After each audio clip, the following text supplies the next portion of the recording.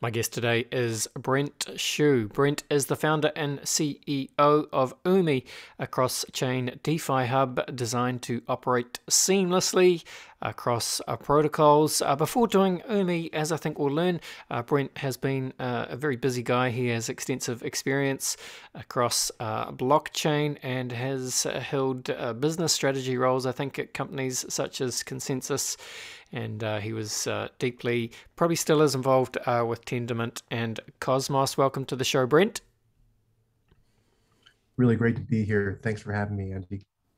Hey man, it is a pleasure. Now, I kind of alluded to you being a very busy chap across the various different blockchain ecosystems. Brent, do you want to just catch us up a little bit? I'd love it if you could introduce yourself a bit more and kind of explain your career path to date.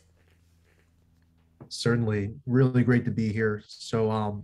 Yeah, nice to be connected here. So I'm Brent. I'm the founder of Umee. Umee itself is a cross-chain DeFi protocol that interconnects between Cosmos and Ethereum. We're building out a suite of DeFi tools that fit in the broader Money Legos ecosystem. Umee itself is a base layer protocol. It's a blockchain built using the Cosmos SDK that runs Tendermint, BFT, proof of stake, consensus. We're just building out the ecosystem. Prior to this, I was the head of strategy at Tendermint, the creator of the Cosmos blockchain. And there I helped lead the strategy for Cosmos for several years. And one of the reasons I wanted to build Umee was because we successfully shipped a major protocol called IBC. And that was a catalyst for a lot of new chains launching in Cosmos. Before all this, I was the early employee at ConsenSys. I was about employee number 30, helped build ConsenSys from like a 30-person org to a 1,200-person org in the early days. Saw a lot of the ups and downs of Ethereum. One fun story is that, when I was, first working at ConsenSys, Joe Lupin was like, hey, can we, help get Ethereum listed on centralized exchanges like Coinbase, Poloniex, and Kraken? And I was like, I don't know, Joe. Ethereum's kind of an altcoin. I don't think they like altcoins over there. But long story short, I think Joe proved me wrong. But yeah, before all this, I was a bond trader, so specialized in many types of bonds, high yield, distressed, MBS, CMBS, structured products. And I'd say that Umee is kind of an amalgamation of these different ecosystems: Ethereum DeFi, Cosmos proof of stake, and cross chain, and many concepts from the bond world.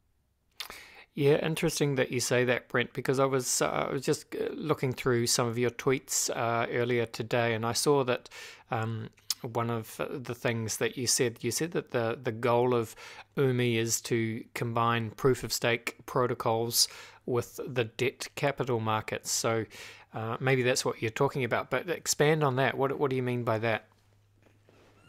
Certainly. So when I look at the crypto ecosystem, uh, I see so many aspects of crypto that go hand in hand with many concepts I see from the general bond and lending ecosystem, from the debt ecosystem, from the high yield bond market.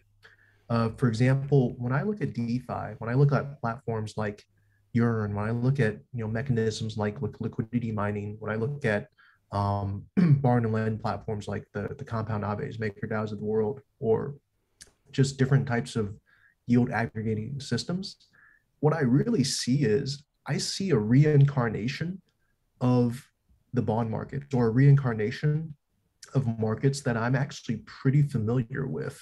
And I think a lot of people don't realize it yet because they haven't really, they're still kind of in that, kind of hype cycle, or they're still, in that area of excitement where they see, oh, this is a new innovative tool. But when I look at it, I see it as a reincarnation of pre-existing mechanisms that are built in this awesome new way that no one has ever fathomed the ability to use. And so that's why I think that uh, the true goal of a protocol like ours would be to combine, the debt capital markets, which is one of the largest, if not the largest market in the world, with things such as proof of stake, because I think proof of stake is a great foundational inflationary mechanism that can help define things such as economic inflation. And I think proof of stake, uh, from my perspective, is going to be a major game changer that uh, folks from the traditional TradFi market haven't yet really wrapped their heads around the various use cases. Sure. And for that to happen, though, I mean, obviously in crypto and DeFi, certainly things can happen faster than people think, but it still feels like we will have some way to go, probably one or two, perhaps three cycles to go before we get there.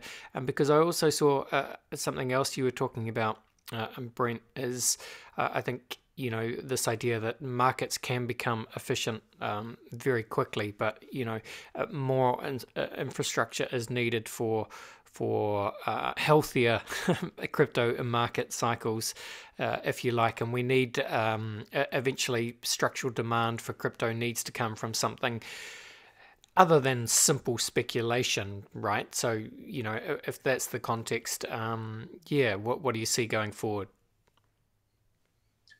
So regarding the market microstructure comment I made on Twitter, um, so right now I would say that the primary driver of growth for the crypto markets during this last cycle that we saw was purely speculation. Every human being has a internal rate preference on how they view opportunity cost, and they view different risk and return trade-offs related to looking at an asset, and crypto is no different.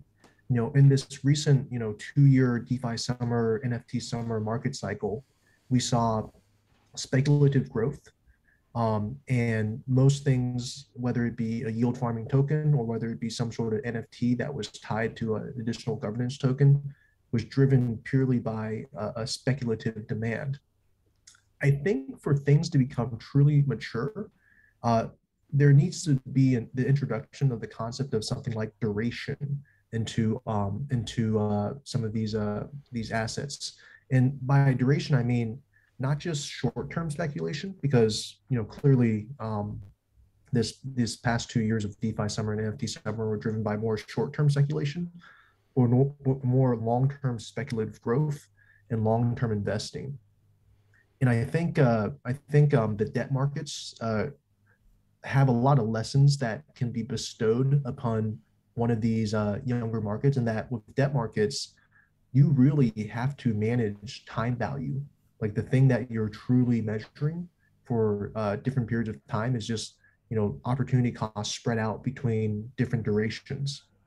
And I think when a crypto market starts to recognize these concepts and starts to apply them within different types of crypto assets, that's when you get a more mature market. When you have a platform that really has a good 1 to 2 year forecast, a platform that kind of looks at the next 3 years and sees, where's the development going to come from, as opposed to, sort of, these like with crypto, there's too many projects that have like immediate liquidity, immediate APY, immediate yield farming. And I think as this current bear market sets in, it will help kind of cycle and wash away some of that initial excitement in anticipation of building the foundations for the next stage of more mature protocols. Yeah, that sounds about right, Brent. And look, so you have a background as a bond trader, so you're very you'll be a very familiar and probably very astute watcher of markets. So you talk about how we are perhaps entering a bear market at the moment for crypto, and look, all markets are down and not looking too hot. So how do you kind of think about this going forward? How do you think this crypto winter, if you like, will be different than winters in the past, and how long do you forecast it lasting? Yeah, so every founder out there right now is, asking themselves, this question: how long is this bear market going to last, and how long are we going to be able to, sustain ourselves in anticipation of a different, funding ecosystem where there's, different types of expectations on how to achieve resources. We talked to our, macro analyst we talk to different folks that have a perspective on the broader economy, because right now, crypto is, more closely coupled with the global economy than ever before. Um, the way we see it is that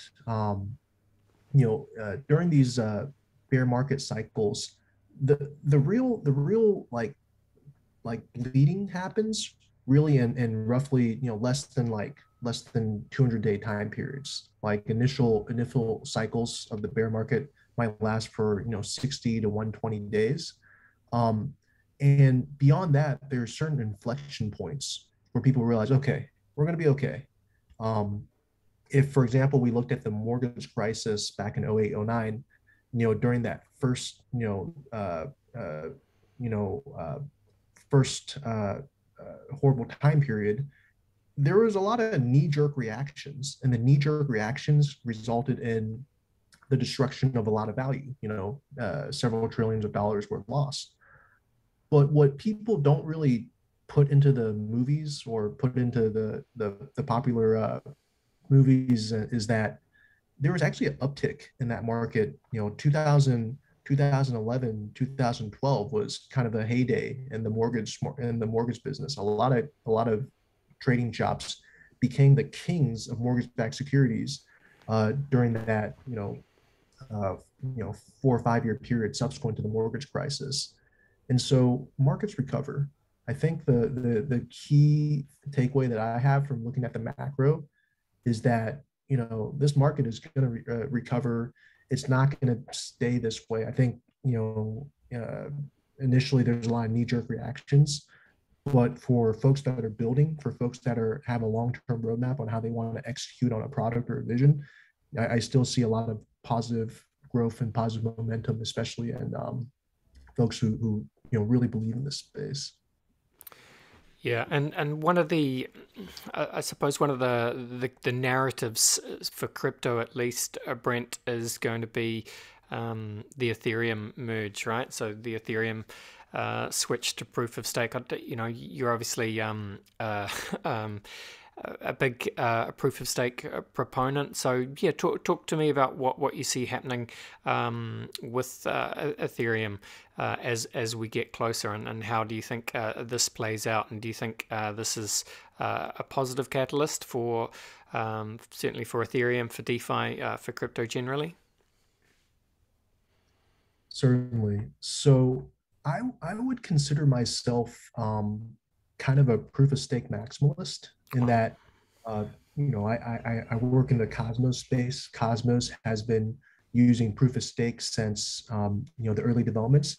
In fact, during some of those initial panels when Vitalik was talking about proof of stake, bonded validators, slashing conditions, Jay Kwan and Ethan Buckman, the founders of Cosmos, were actually on the same panels as Vitalik, talking about those same conditions. In fact, regarding something like a slashing condition, it was a concept created by Jay that I think Vitalik gave a better name for. I think Jay Kwan called it like the fallacy of not doing your job. And Vitalik was like, I have a better name. Let's call it slashing. I think that sounds better. Um, but I kind of view the development of Cosmos proof of stake, Ethereum proof of stake, things with the Avalanche, the Algorand ecosystem, kind of all developing hand in hand. So earlier I said that I'm a proof of stake maximalist, and I think you touched upon my tweet in that proof of stake markets can coordinate with debt capital markets. I believe in proof of stake so much that I think that proof of stake can be this new proxy for credit. I think proof of stake assets would actually be excellent collateral when it comes to different forms of DeFi borrowing and lending.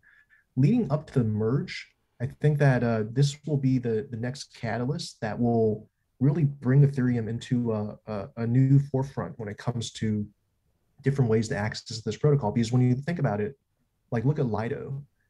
Right now, when people are staking Ethereum, they're susceptible to a initial lockup of their ether. They're earning their proof of stake yield, but they're unable to access it until a successful implementation of the beacon chain. I think post merge, what people are going to realize is that uh, if Ethereum exists as a proof of stake asset, it effectively is able to transition between a staked format and an unstaked format to a point where you can use it similar to a Cosmos atom today, where you can stake and unstake it. And you can use this asset as, in many ways, a proxy for economic growth or economic inflation. In fact, it could be a proxy for opportunity cost itself. And so, I'm very bullish on the merge. I've had my heart broken many times in terms of timelines. I've been waiting for ETH 2.0. Back then, we called it Serenity since 2017. But I think this time we're going to get a little bit closer. I feel a little bit more confident about this time. Yeah, well, that's good to hear, Brent. And look, obviously, I think you were with ConsenSys, from the very beginning. So you've probably been part of Ethereum. I don't know from from the beginning for all I know. So it has been an incredibly long journey. Well, it's been a long journey for anyone in crypto, but the Ethereum journey has been fascinating. Some really high highs and some low lows. Have to ask, from a risk perspective, Brent. The Ethereum devs, as you say, they've had a lot of balls in the air for a very long time, and this process has dragged out. But these things can't be rushed. It's that, what's the analogy? You sort of changing the airplane engine in the air, if you like. It's the slightly a faster approach than certainly what the Bitcoin developers like to take. Is there anything that can go wrong now, or is everything is pretty much nailed down and everything is done as well as nicely as can be hoped at this point? So, with a protocol like Ethereum, a major upgrade like this has so many moving pieces. Part of it is, testing out, different implementations of the upgrade in testnet format. With Umee, we've experienced a lot of this as well. We have a mainnet, and then we've had multiple test nets. We've had like 7 or 8 test nets. Some of them are adversarial test nets that are incentivized. Others are, just bare bones test nets. Um, I think the key is to, cover all your bases in terms of the test net. Do a test net. The days of Andre Cronje, test and prod are, that's not the right way to build, really robust protocols. Um, I'll tell you this. I've had a chance to see the Ethereum development ecosystem emerge from many different challenges. So um, when another OG ConsenSys story, when I first joined ConsenSys, um, I was kind of thrown in the fire because it was June, I think it was like June 19th or something. That was when the DAO hack happened. And basically we saw the value of Ethereum drop, pretty precipitously after there's so much hype during that, 1 month period. But so I helped project manage the war room with Joe Lubin, Vitalik, the Lefteris of the world, Andrew Keys, Heiko Hees, some of the early miners, Fred Dersham. And the 30-day period between the DAO hack and the hard fork that created Ethereum and ETC was one of the most challenging 30-day periods that I've seen in the space.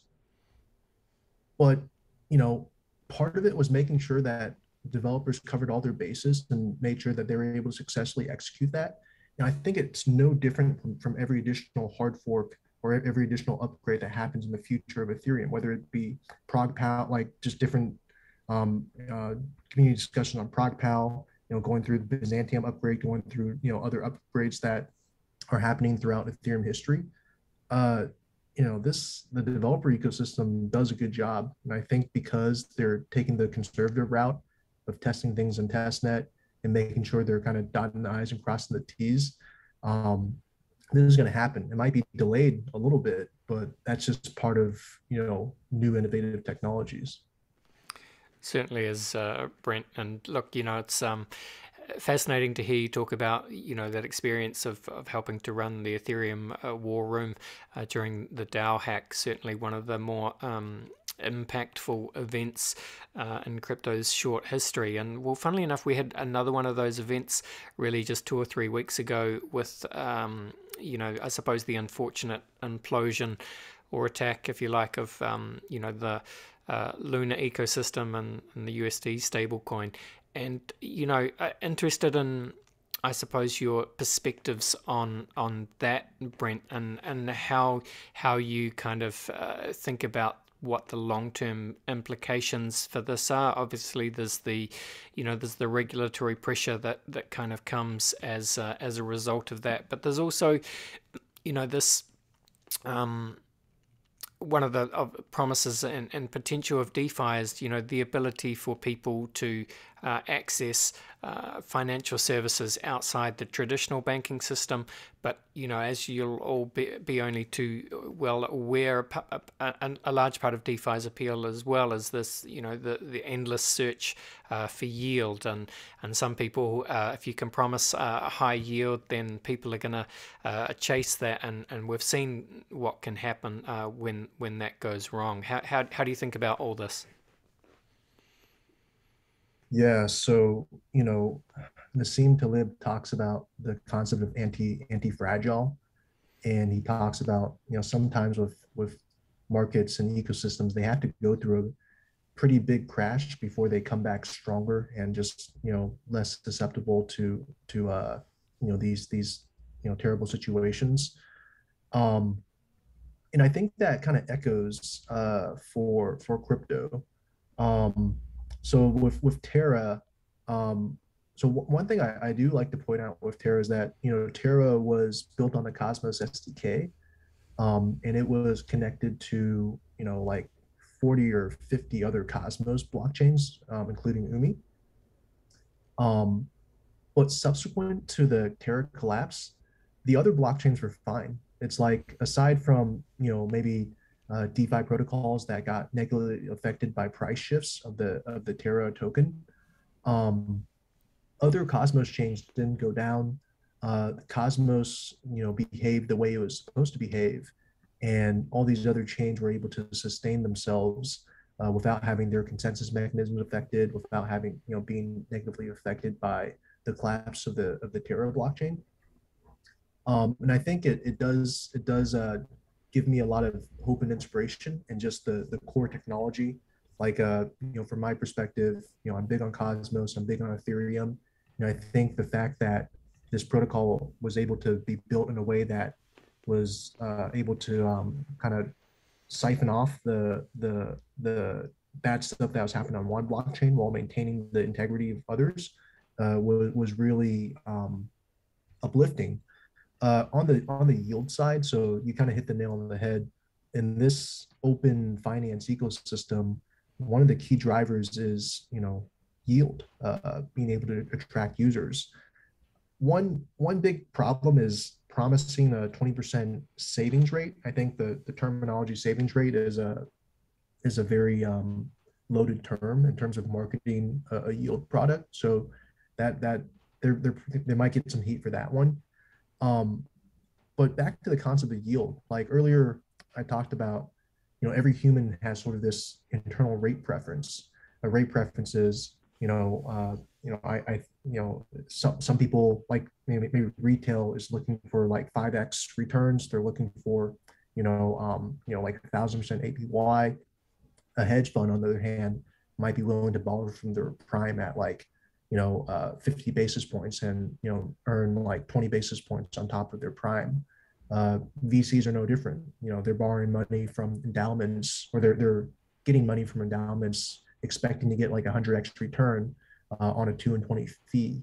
And I think once markets mature, different protocols are going to have more logical rate preferences. Like I think 20% APY for a savings protocol is a little bit egregious. I think what's going to happen is that yields are going to become more mathematically pure, sort of like the way they work in treasury bond markets. Treasury bond markets, even though they have monetary policy enacted by the Federal Reserve, they still do have a sense of mathematical fairness, and that the yield that you see is roughly what you think the true yield should be in terms of a risk-free asset. Yeah, makes sense, Brent. Thank you for that. Look, we haven't really talked too much about the specifics of what you guys are doing at Umee, so I'd love to just do that for a second. And I guess, yeah, I mean, approach this however you want. Love to hear a little bit about the history. Where you're going, how Umee is perhaps different from, some of the other platforms and protocols and DeFi, and also your kind of vision, I guess, for the future of a multi-chain world. Future cross-chain interoperability. I think that's really key, obviously, to DeFi and certainly to Umee, and that's how well, we're bringing new users, I suppose, as well. So yeah, please take it away, Brent. I would break down Umee into three term-based roadmaps. So near-term vision, we're focusing on cross-chain borrowing and lending. So what this means is that we want to be able to leverage assets on one blockchain to borrow on another. So for example, leverage assets on Ethereum, borrow on Cosmos, leverage assets on Cosmos, borrow on Ethereum. And upon this cross-chain borrowing and lending, we want Umee to be a universal borrowing and lending protocol. So if you were to ask me the question of what part of the, single chain to multi-chain spectrum I fit in, I would say that I'm very multi-chain. I think that different blockchains have different advantages, and you might at some point want to use this chain. On another point, you might want to use like a near protocol versus an Avalanche versus a Polygon versus a Phantom versus a Cosmos versus a Solana. And for Umee, I want this to be a universal chain in which someday you don't worry about which chain you're on. You just deposit an asset and then you borrow another asset. So that's kind of the sort of the near term roadmap for cross-chain borrowing and lending. A bit more medium term is we want to build a term structure of interest rates. So we want to build a LIBOR or a yield curve for crypto. And effectively, what we want to do is we want to measure the time value of money of all crypto assets out there. And so this is the basis for setting up a foundation of crypto primitives that can determine time value of money for different assets. And long term, the vision is a bit more ambitious in that I personally think that the entire debt markets, the entire bond markets, can move to crypto. I think that crypto has the right infrastructure, it has the right technology, it has the right way to optimize all forms of capital markets. It doesn't even have to be debt capital markets, can just be, generalized capital market tools. And I think all of them can be rebuilt using this open source, decentralized technology in a more efficient way that can help prevent certain fallacies that we've seen in previous capital market blow ups. Yeah, nice, Brent. And I'm just looking at the Umee website, and yeah, it strikes me it's you guys have done a good job. Maybe I don't know. You've got some obviously a really impressive team behind you. You've got an incredibly impressive list of backers and investors behind you as well. So I shouldn't be surprised that you have a slick website, but. I love the kind of logo and the branding, Umee, and Cross the DeFi Waves. So why have you gone with Cross the DeFi Waves, and just talk a little bit about that? Yeah, so the inspiration behind the name Umee was that Umee actually means ocean in Japanese, and so we want to represent symbolically this concept. Additionally, Umee means it's a slang word for delicious as well. And so this is sort of a nod to all the food tokens from DeFi Summer, like pickle, cream, uni, all Burger Swap, Pancake Swap, all of the funny food tokens. Um, but deep within this space, we just understand the importance of liquidity. We understand the importance of different forms of value that sit upon blockchains. And Umee symbolically is going to represent this ocean of activity, and so that characterizes the theme that we're using for across the DeFi waves, or also our cute little octopus Adora. Yeah, nice, nice. I saw today, Brent. You will have seen it. Maybe it was yesterday, but just or this week. Andreessen Horowitz, the big VC firm, have announced a new crypto fund. I think it's their, I don't know, it's their fifth or sixth crypto fund, but it's a big one. Was it $4 billion, something like that? You've kind of been part of the crypto VC world, of course, yourself, Brent, and it's slightly the two ways to look at it. Obviously, the VC money is incredibly important in funding all these new startups, all these new protocols, and particularly in the bear market, often it's the kind of the VC money that can keep everything moving. But there's also a narrative sometimes that the VCs obviously get in early, they have preferential deals, all that stuff, and then when eventually the bull market comes, what are they doing? They're just kind of dumping on retail investors who unfortunately sometimes get left holding the bag, and we do kind of see this narrative every cycle. I'm sure that that obviously reality is much more nuanced than this. But how do you think about this from your perspective? So, I think with VCs, it's important to understand different time horizons. So, not all VCs are the same.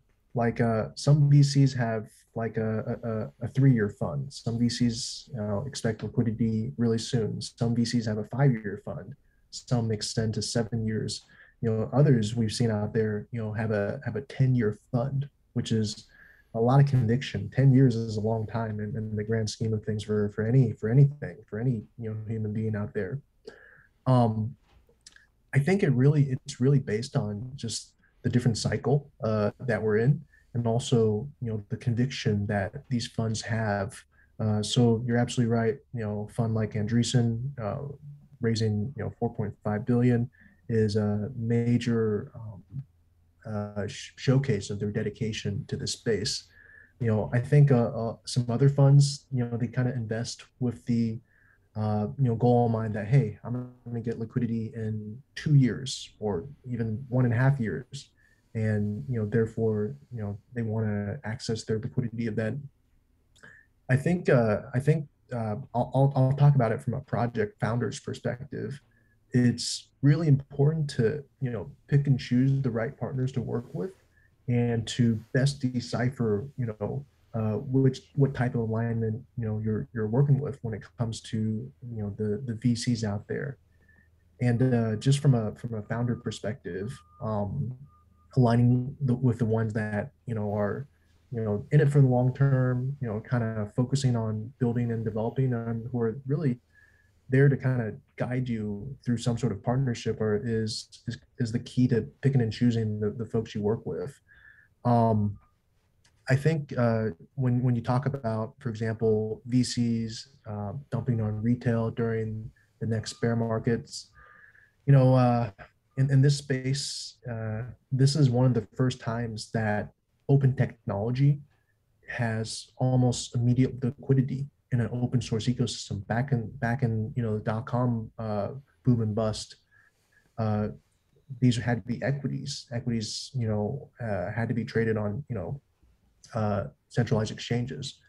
But with DeFi, it creates a new market dynamic. And I think with the new market dynamic, there is a bit of fairness to the equation. Like it's a free market technically with a DeFi protocol. It's open access. There's different ways of using it. That being said, people do want folks to stay aligned with the token And so figuring out that balance between those parts of the equation is key for anyone who wants to build in this space. Yeah, very much so, Brent. All right, well, thank you for sharing your thoughts there. Look, as we finish up this part of the podcast, Brent, I guess I would just invite you to, I'd love to just hear more about, what you think is the real vision for DeFi, kind of where we are now, and how you see DeFi evolving across the decade ahead, and anything else you want to share in terms of what you guys are building with Umee, what is coming up, and of course, tell people where they should go to learn more about Umee and start to dive in and cross the DeFi waves with the Umee octopus, as it were. Certainly. So I think what people are going to start realizing is that DeFi is going to be more of a norm than anything else. For example, I think JP Morgan just released an article earlier today saying that JP Morgan is going to be the front end for a lot of these DeFi protocols. JP Morgan wants to onboard folks from retail into DeFi, or at least be some sort of gateway or some sort of bridge. We've seen similar dynamics with platforms like Robinhood, Coinbase. I believe it might have been also GameStop, who also talked about, having DeFi wallets that integrate into this space. I mean, I think people joked about like Coinbase launching an NFT because NFTs were just a little bit opportunistic. But when Coinbase launches a DeFi wallet, that's when people start, should be aware. Like, they see, some sort of MetaMask competitor. That's a major play. Like building a wallet's really hard, and any group that's performing this is definitely showing a lot of conviction. Um, there's also this funny Twitter meme that people talk about. It's like the DeFi mullet. It's like a DeFi in the front, CeFi in the back, sort of like a play on the mullet concept. Um, I think that is a pretty powerful concept because back in DeFi summer, people joked a lot when Binance threw out the term CDFI, like a CeFi DeFi hybrid. But I think what people are going to realize is that this DeFi CeFi hybrid is going to be a new model that is going to help carry this technology forward. Similar to how JP Morgan's opportunistically noticing that there's a bear market in crypto and coming out and saying, hey, we're going to start investing pretty heavily into this DeFi infrastructure. And for Umee's roadmap, we see this. We've been through many different crypto market cycles and downturns, and part of the bear market is that bear markets are great for building. It's a great time to focus. There's better signal to noise ratio, and we intend to execute on all of our product iterations, execute on our visions, and we take things step by step. We understand that it takes a lot of work to transform the financial markets or build a new financial system, and we've been doing this since the early days of Ethereum. So no intent to stop anytime soon. Part of it is just heads down building and just figuring out how to execute on the roadmap and deliver just the various products that we want, especially considering that there is this new backdrop of different CeFi players coming in and building some of these hybrid technologies. Yeah, very well said, Brent. Thank you. I enjoyed that. And look, for anyone who is interested in crossing the DeFi waves, you can just go to umee.cc for the Umee website there. But yeah, I mean, fascinating to see, as Brent has said, JP Morgan talking about how, what did they say? They said Bitcoin's fair value was about 38,000 US. So And yeah, also looking to invest heavily into DeFi and other parts of crypto. So hey, there is a signal there, but I think, Brent, we'll go to a very quick break and then we'll come back, and I'm very much looking forward to running you through the very famous Crypto Conversation hot take round. Sounds good. All right, and we are back, and I'm with Brent Xu. Brent is the founder and CEO of Umee. Umee, the Cross Chain DeFi hub designed to operate seamlessly across protocols. Been absolutely fascinating talking with Brent about everything from proof of stake to the future of DeFi. And Brent, as you may or may not be aware, I like to finish each podcast with a quick round of rapid fire crypto conversation hot takes. Are you up for it? I'm ready. All right, Brent, let's do this. So, quick, snappy answers, hot take style. I think we know the answer to the first one, but I'll be interested to see what you say. Where would you say that you sit, Brent, on the Bitcoin maximalist to multi-chain opportunist spectrum? Yeah, I mean, I follow John Adler's work. John Adler coined the phrase, "We all live in a multi-chain world," and from my perspective, I'm closer to that. Maybe multi-chain maximalist is a better way to think about it. I think that there's gonna be a lot of chains out there, and they're gonna all talk to each other, and it's gonna be a great interconnected world. Yeah, absolutely. And look, well, Brent, as very much an Ethereum multi-chain proof of stake maximalist guy, what's your opinion on Bitcoin? Yeah, so I think that Bitcoin has an important role in this space. I did attend Bitcoin Miami earlier this year. Got a chance to see sort of. I mean, there's actually a lot of stuff happening in Bitcoin. I had a chance to listen to some macro talks. I've had a chance to listen to product iterations on Bitcoin. Uh, but that being said, I think that the real innovation is going to happen, outside of Bitcoin. Bitcoin, great store of value, great way of accessing the initial crypto ecosystem, but the innovation is going to be happening elsewhere. Yeah, fair enough. All right. Well, Brent, Bill Gates famously said that we tend to overestimate what we can accomplish in 2 years and underestimate what we can accomplish in 10. And look, anyone who's been in Ethereum waiting for the merge knows that quote is all too true. But, with that in mind, I mean, anything you like, blockchain in general, DeFi, Web3, the multi-chain universe, what does it all look like in 10 years' time?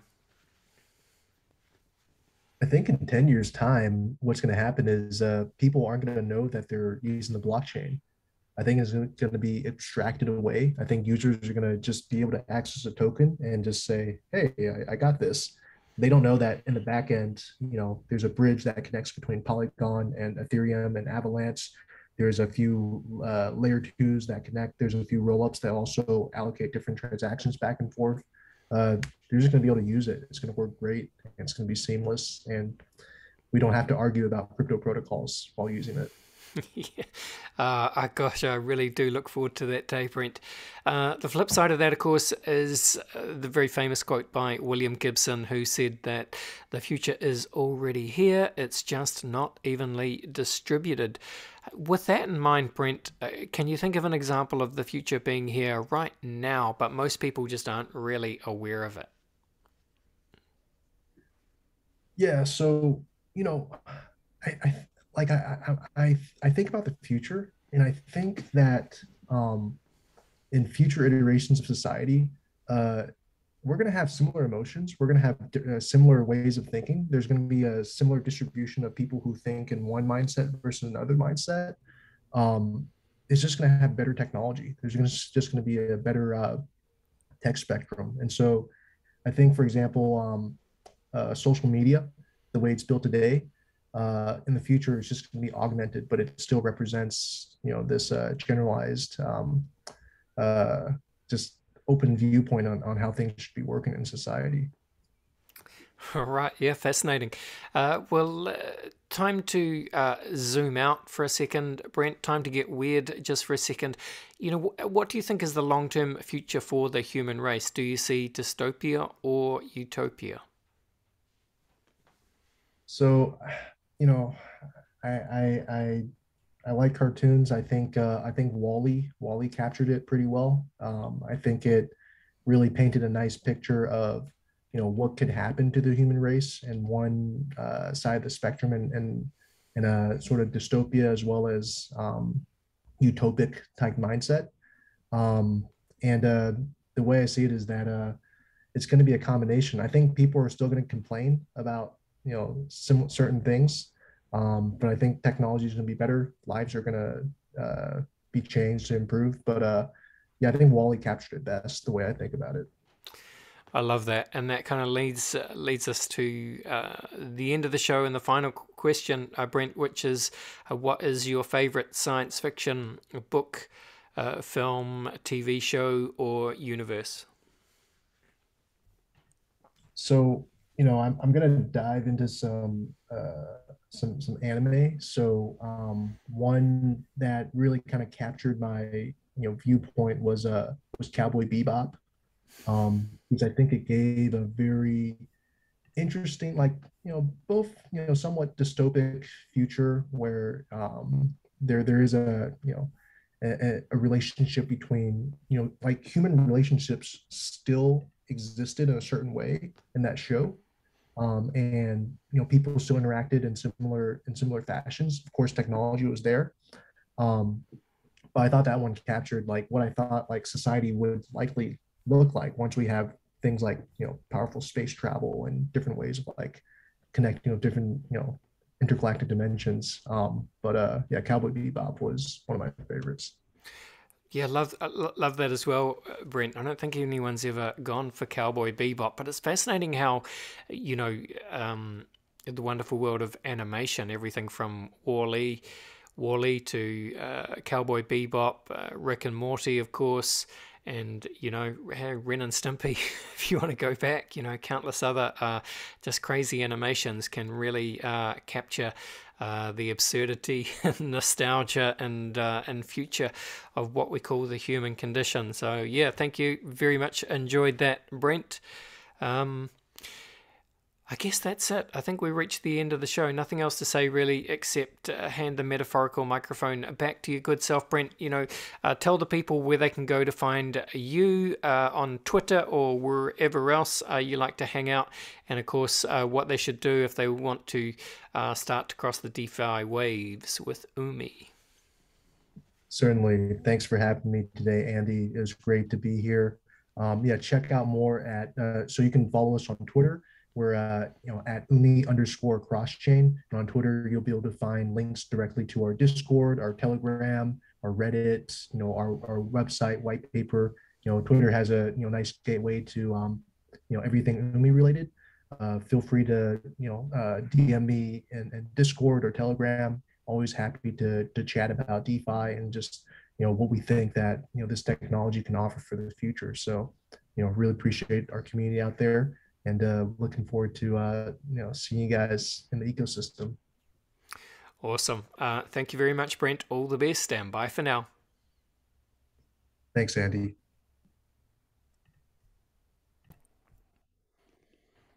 All right, there you go. That was Brent Xu from Umee. That was a good one. Brent, very, very smart guy. Some good stories from the early days of Ethereum, of course. And yeah, fascinating to get his thoughts on everything DeFi and proof of stake and Cowboy Bebop. I'm actually, yeah, I've never really watched Cowboy Bebop, and I can imagine. Yeah, do you know what else is good? Yeah, Love, what's it called? Love, Death, and Robots, that the Netflix show. There's a new season of that out that apparently is very good. Season 2 or 3. Haven't watched it yet, but need to. New Stranger Things drops this weekend as well, or maybe last weekend, depending on when I publish this. I'll be watching that with my son. Big Stranger Things fan. All right, I think that's the end of the show, team. Thank you for watching. Thank you to Brent.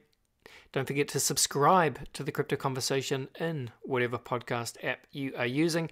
But that is today's show. We're out of here. Thanks, team. This was the Crypto Conversation for Brave and Yukon. See ya.